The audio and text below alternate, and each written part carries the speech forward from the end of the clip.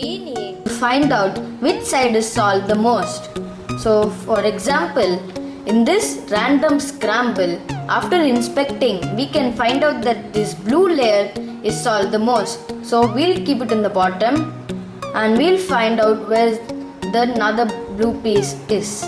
So it is over here.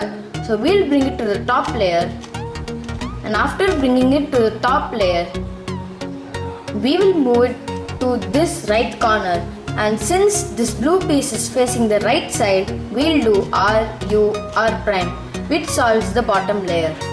And one thing to note is that this bottom layer on all four sides is not needed to be solved.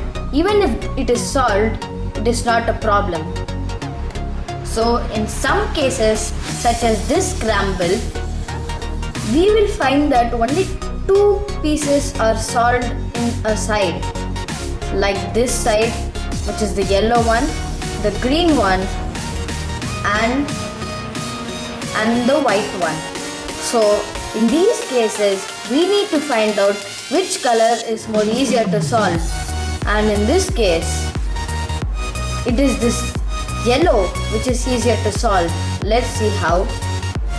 So we'll keep this bar in the bottom, and we can see that the yellow piece is there on the back side. So we'll do R to bring it to this layer, and the another yellow piece is over here, and when we bring it here, it is facing the front. So we'll move it to this left corner and do R, U, R prime, which inserts the piece. So while solving the first layer, you can encounter some exceptional cases like this one, where two are facing the top layer and two are in the front layer. So we need to keep these two pieces to face the left side and do this algorithm. And now we can shift this to the bottom, which solves the first layer. This algorithm is also used to solve the yellow cross in a 3x3 Rubik's Cube. So if you enjoyed this video, then smash that like button, subscribe to my channel Harsh's Corner, and see you in my next video.